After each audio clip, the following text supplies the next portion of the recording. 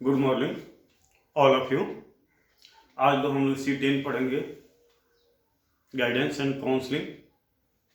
ठीक है।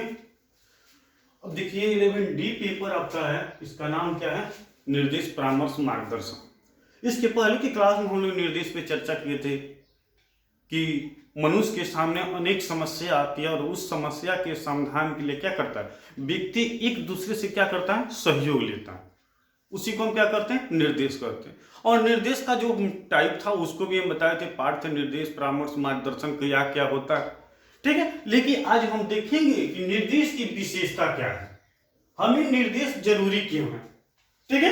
तो समाज में आवश्यकता को देखते हुए वांछित अवांछित घटक का चर्चा आप लोग किया गया है कि क्या होता है, कुछ चीज जरूरी होता है और कुछ चीज क्या होता है, जरूरी नहीं होता। कुछ लीगल होता है और कुछ अनलीगल होता है। ठीक है। तो हमें समाज में देखते हुए, समाज की परिस्थिति को देखते हुए वांछित माने जो अनिवार्य चीज है उसके प्रति क्या करना चाहिए, हमको मोटिवेट करना चाहिए। आप लोग हेल्प का नाम सुने हैं। ठीक है। तो हेल्प का मतलब क्या होता है, मदद करना, एक दूसरे व्यक्ति का क्या करना, सहयोग करना। अगर उसी में डायरेक्शन का नाम भी सुने होंगे। डायरेक्शन क्या है, किसी को डाइवर्ट करना, रास्ता बताना, उसको क्या बोलते हैं, डायरेक्शन बोलते हैं। उसी के साथ साथ आप लोग देखते हैं क्या, एडवाइस, सलाह। ठीक है। हम किसी को क्या करते हैं, सलाह देते हैं कि तुमको ऐसे ऐसे करना चाहिए। तो आज हम देखेंगे कि निर्देश की विशेषता क्या है, मनुष्य की निर्देश की जरूरत क्यों पड़ती है। तो फर्स्ट पॉइंट है, व्यक्ति पर बल देकर न समस्या पर बल। हम जब किसी व्यक्ति को निर्देश देते हैं तो सबसे पहले हमें क्या करनी चाहिए, वो व्यक्ति पर हमें क्या करना चाहिए, जबरदस्ती दबाव नहीं देना चाहिए। उसकी जो समस्या है, उसकी जो परिस्थिति है, उस परिस्थिति के प्रति हमें बल देना चाहिए। अब देख रहे हैं कि बच्चा क्लास में बैठकर पढ़ रहा है तो उसको फिजिकली पे हमें विशेष फोकस देने की जरूरत नहीं। उसको क्या करना है, मेंटली उसको करना क्या है, उस चीज पर हमको क्या करना है, मोटिवेट करना, हमको उस पर बताना है। उसकी शारीरिक संरचना पे हमें क्या करना है, विशेष फोकस नहीं करना है। एजुकेशन के लिए क्षेत्र में, शिक्षा के क्षेत्र में तो हमें क्या करना है, व्यक्ति पर बल न देकर उनकी जो समस्या है उस समस्या पर बल देना। जब जिस क्षेत्र में, व्यवसाय हो, समाज हो, सोसाइटी हो, परिवार हो, शिक्षा हो। ठीक है। अब समस्या क्या है, उस समस्या पे हमें चर्चा करना चाहिए और उसके अनुसार उनका हमें निदान करना चाहिए, एडवाइस देना चाहिए, डायरेक्शन देना चाहिए, हेल्प करना चाहिए। ठीक है। नेक्स्ट पॉइंट क्या है, सतत चलने वाली प्रक्रिया। देखिए निर्देश एक ऐसी प्रक्रिया है जो क्या होती है, कभी समाप्त नहीं होती है। अब मनुष्य है, मनुष्य की समस्या कभी समाप्त होने वाली है, लाइफ में कभी समाप्त नहीं होगी। यह क्या है, एक जीवन परिवर्तन चलने वाली प्रक्रिया। जिस तरह हम लोग पढ़े थे C1 में, चाइल्डहुड में, कि वृद्धि और विकास। तो वृद्धि क्या है, एक निश्चित समय पे क्या होती है, रुक जाती है। लेकिन मनुष्य की जो विकास होती है, जो डेवलपमेंट होती है, वो कभी नहीं रुकती है। तो यह क्या है, ये हमेशा चलने वाली है। हमेशा किसी न किसी एक दूसरे की सहयोग की जरूरत होती है। हम लोग मरते दम तक दवा भी लेते हैं, जो मेडिसिन लेते हैं, क्या करता है, कोई ना कोई डॉक्टर क्या करता है, हमको मोटिवेट करता है, हमको क्या करता है, वो क्या करता है, एडवाइस देता है, सलाह देता है कि आपको ऐसे ऐसे खाना चाहिए। ठीक है। उसके बाद हम चल रहे हैं व्यक्तिगत एवं सामूहिक। देखिए निर्देश जो होती है वो व्यक्तिगत और सामूहिक होती है। अब व्यक्तिगत का मतलब क्या होता है, किसी एक व्यक्ति को पर्सनल। सामूहिक का मतलब क्या होता है कि क्लास में सभी व्यक्ति को एक साथ क्या करना, निर्देश देना। तो कभी कभी परिस्थिति ऐसी होती है कि क्लास में हम क्या करते हैं, किसी एक व्यक्ति को टारगेट करते हैं। अब जैसे कोई क्या कर रहा है, क्लास वर्क में कुछ गलत एक्टिविटी कर रहा है, तो हम सबको तो क्या करेंगे, एडवाइस तो नहीं देंगे, बशर्ते बट हम क्या करेंगे, उसका ही नाम क्या करेंगे, रखेंगे, और उसको भी हम क्या करेंगे, इंडिकेट करेंगे। तो व्यक्तिगत हो गया। कुछ परिस्थितियां ऐसी होती है कि हमें अकेले में समझाना पड़ता है, कुछ क्या होता है सामूहिक समझाना पड़ता है। लेकिन निर्देश, परामर्श, मार्गदर्शन तीनों क्या होता है, कम से कम उसके लिए दो व्यक्ति की जरूरत होती है, एक देने वाला, एक लेने वाला। तभी तो हम देंगे। क्या अकेले हम निर्देश दे सकते हैं, अकेले हम परामर्श दे सकते हैं, अकेले मार्गदर्शन दे सकते हैं? नहीं। उसके बाद हम देखते हैं क्या, पूर्ण विकास, शैक्षिक, व्यवसायिक समायोजन। जब समाज में रहते हैं तो समाज क्या चाहता है, सोसाइटी क्या चाहता है कि मनुष्य के, बालक के संपूर्ण सर्वांगीण विकास।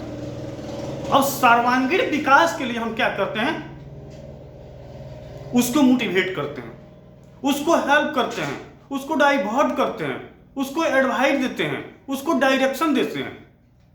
ठीक है, तो उसमें परिस्थिति जैसी आती है क्या, समायोजन, एडजस्टमेंट। अब एडजस्टमेंट की बात है तो हमें किसके साथ हमारा व्यवहार, बिहेव, रिलेशन कैसा होना चाहिए। ठीक है, तो समाज के सभी व्यक्ति की क्या होती है, अलग अलग छवि होती है, अलग अलग छाप होती है, और उसको देखते हुए हमें क्या करना है, उसको एडजस्टमेंट कराना है।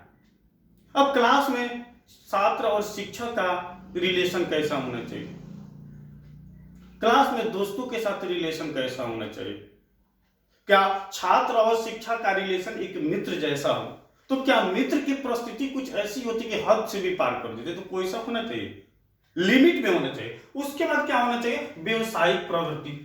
अब व्यवसाय के प्रति कि हाँ तुम पढ़ लिख कर क्या करोगे, उसके प्रति भी हम उसको गाइड करना चाहिए। जब तुम टीचर ट्रेनिंग कर रहे हो तो तुम टीचर ही बनेगा, दूसरा कोई तो बनने वाला है नहीं।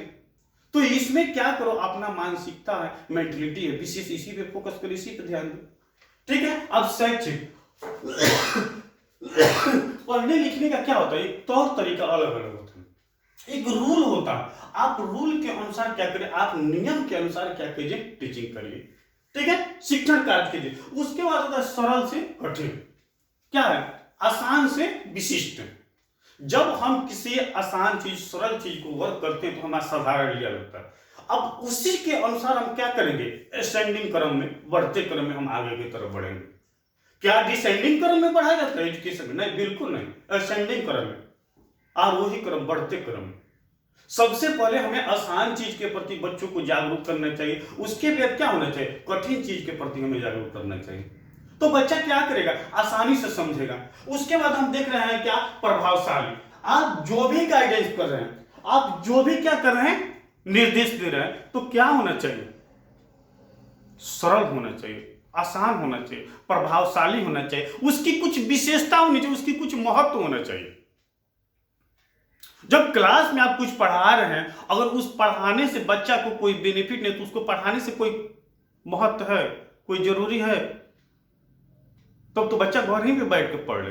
क्लास में आया है, आपको टीचर ट्रेनिंग पढ़ रहा है, हम उसको कहानी सुनाएं, कहानी पढ़ाएं, फिल्म के विषय में बताएं, कुछ निगेटिव भावनाएं बताएं, तो क्या होना चाहिए, सारी चीज बिल्कुल ये क्या होना चाहिए, प्रभावशाली होना चाहिए। ठीक है, अब जिसे मानते हैं कि अगर नोट के तौर पे यहां पर देखा जाए विशेषता, चलिए तो इसको नोट कर लिए होंगे आप लोग।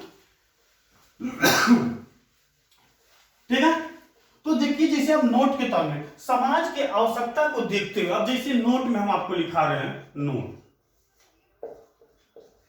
समाज की आवश्यकता को देखते हुए, ठीक है, समाज की आवश्यकता को देखते हुए वांछित, ठीक है, अवांछित विकास में सहायता, वांछित विकास में सहायता पहुंचाना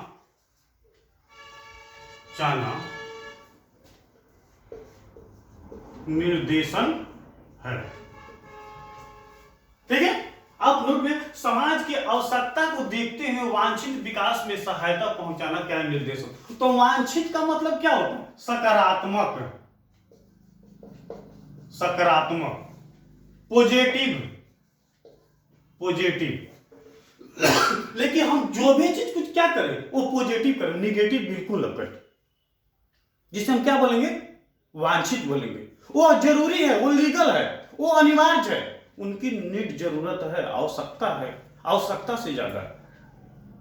तो यहां पे देखिए कि समाज में जो चीज की जरूरत है, उस चीज को देखते हुए हम क्या करें, बच्चों को, समाज को, सोसाइटी को उसके प्रति हम जागरूक करें।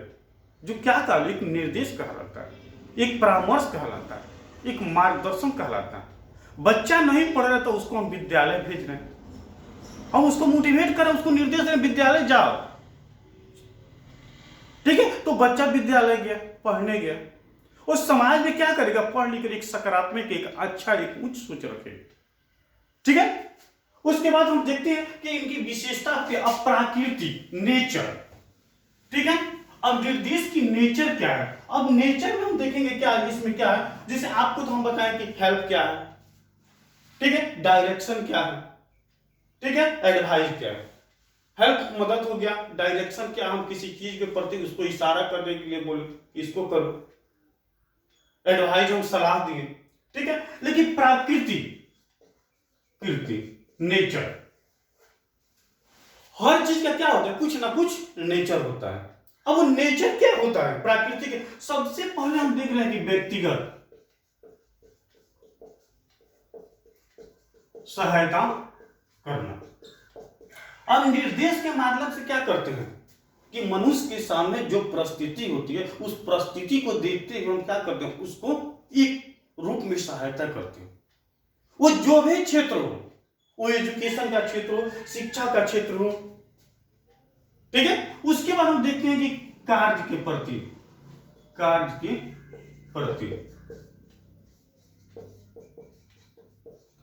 सबके कार्य करने के जो तरीका होते हैं क्या होते हैं, अलग अलग होते हैं। सब में क्या होता है, कुछ ना कुछ अंतर होता है। अब क्लास में छात्र बैठते हैं तो सभी एक समान है, कोई प्रतिभाशाली है, कोई समान है, कोई विशिष्ट है, कोई मंद है। तो कार्य के प्रति जो विभिन्नता होती है, उस विभिन्नता को देखते हुए हमें क्या करना चाहिए, उसको उस टाइप से हमें मोड़ना चाहिए, उस क्षेत्र में उसके लगाव लगाना चाहिए, झुकाव करना चाहिए, रुचि उत्पन्न करना चाहिए। ठीक है, उसके बाद यहां पे होता है कि तीसरा में देखिए समायोजन के तरीका। अब एडजस्टमेंट, सबके साथ एक जैसा हमारा क्या होगा, बिहेव रहता है, सोच रहता है, रिलेशन रहता है। सबकी क्या होती है, अलग अलग परिस्थिति होती है, और उसके प्रति भी हमें क्या करना चाहिए, उसको मोटिवेट करना चाहिए, जागरूक करना चाहिए। ठीक है, अब भविष्य की तैयारी में सहायता की तैयारी, फ्यूचर। तो जब आप पढ़ रहे हैं तो हम आपको उस टाइप से निर्देश देंगे कि आपको पढ़ने के बाद इस मंजिल को प्राप्त करना है, इस कार्य को करना है।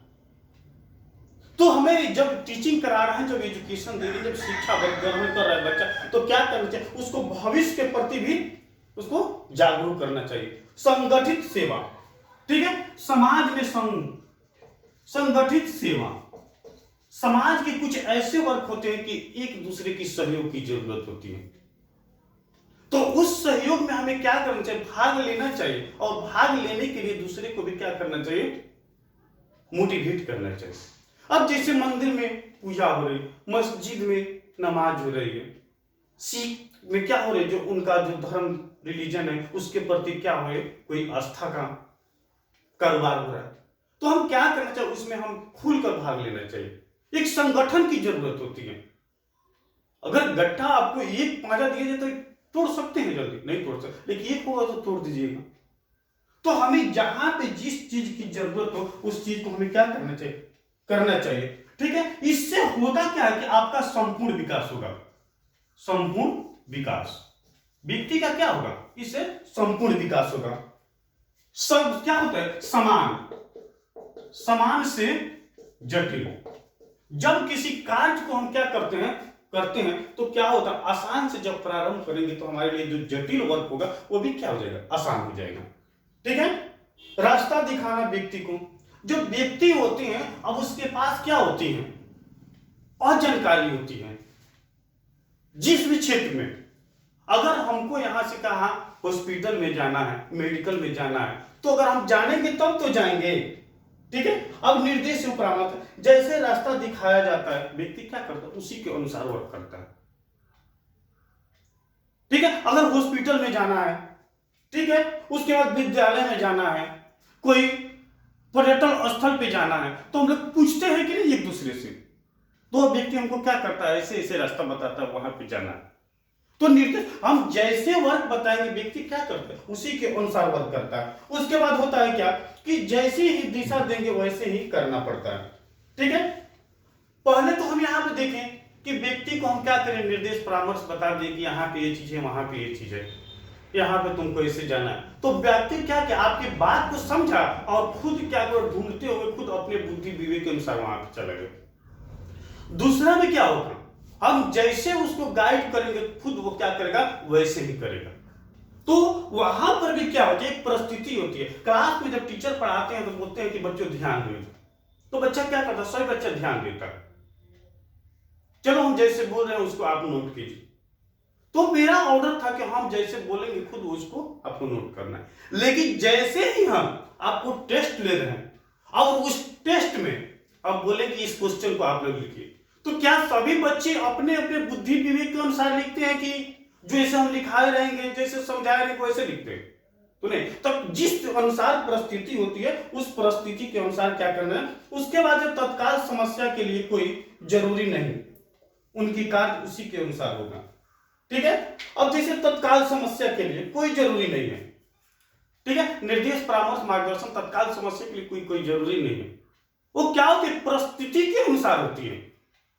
जब परिस्थिति जो आती है उस परिस्थिति के अनुसार जो समस्या उत्पन्न होती है उस समस्या को हम क्या करते हैं, खुद खुलकर करते हैं। उसके बाद होता है निर्देश व्यापक और निरंतर चलने वाली प्रक्रिया। इसको पहले भी हम उनकी विशेषता बताएं कि यह प्रक्रिया जो होती है क्या होती है, व्यापक होती है। इसका क्षेत्र क्या होता है, बड़ा होता है और यह एक निरंतर रूप में चलती है, जैसे स्टेप बाय स्टेप चलती है। ठीक है। ऐसे ऐसे क्या होती है, आगे की तरफ बढ़ती जाती है। ऐसे ऐसे क्या होते हैं, निर्देश और परामर्श व्यापक प्रक्रिया, बहुत बड़ा इसका क्षेत्र है, वो कभी समाप्त होने वाला नहीं है और वह निरंतर चलता है। और जिसमें हम क्या करते हैं, किसी व्यक्ति को हम सफलता के प्रति हम क्या करते हैं, जागरूक करते हैं। ठीक है। और उसके बाद एक अंतिम पॉइंट आपका है, शिक्षा का नाम सुने हैं। अब जैसे निर्देशन में शिक्षा का आप लोग नाम सुने, आयु में परिवर्तन के अनुसार। जैसे आपकी एज होती है, जैसे आयु की बात हो गई एज, ठीक है। अब 25 साल का बच्चा है, व्यक्ति है, या कि 25 साल के किशोर हैं। अगर उस किशोर को आप बोलिए कि आप जाइए क्लास 2 कक्षा में पढ़ने के लिए, तो पढ़ेगा? बिल्कुल नहीं पढ़ेगा। तो जैसे हम निर्देश देते हैं, हम क्या करते हैं, उस व्यक्ति को परिस्थिति, उस व्यक्ति को हम आचरण, उस व्यक्ति की योग्यता क्षमता को सब देखते हुए देते हैं। तो आज हम लोग 2 पॉइंट पे हम लोग चर्चा किए। एक पॉइंट क्या था आपका, उनकी विशेषता, ठीक है। दूसरा पॉइंट क्या था, उनकी नेचर, प्रकृति। ठीक है। देखिए कुछ परिस्थितियां ऐसी होती है, उस परिस्थिति के अनुसार हमें वर्क करना पड़ेगा। जैसे देखते हैं कि समाज में, सोसाइटी में क्या बोलता है कि ज्यादा गंदगी नहीं फैलाइए, जिससे हम बीमार होंगे। तो सही बात है, आपको गाइड कर रहा है कि आपको ज्यादा गंदगी फैलाने की जरूरत नहीं है। ज्यादा जल की उपयोग न करें, वो भी हमारे लिए क्या है, हानिकारक। पेड़ को नहीं काटे, जिससे इन्वायरमेंट गंदा होगा, शुद्ध वातावरण नहीं मिलेगा, शुद्ध वायु नहीं मिलेगा। तो हमें क्या करना चाहिए, अपनी थिंकिंग, अपनी मानसिकता, अपनी बुद्धि के अनुसार भी हमें क्या करना चाहिए, समाज के संरक्षण को बचाना चाहिए। तो चलिए आज के साथ हम लोग कक्षा को यहीं पे एंड कर रहे हैं। ठीक है। इसको YouTube पर अपलोड कर दिया जाएगा। इस क्वेश्चन को आप लोग देख लीजिएगा। Chanakya college of education Bettiah. Thank you.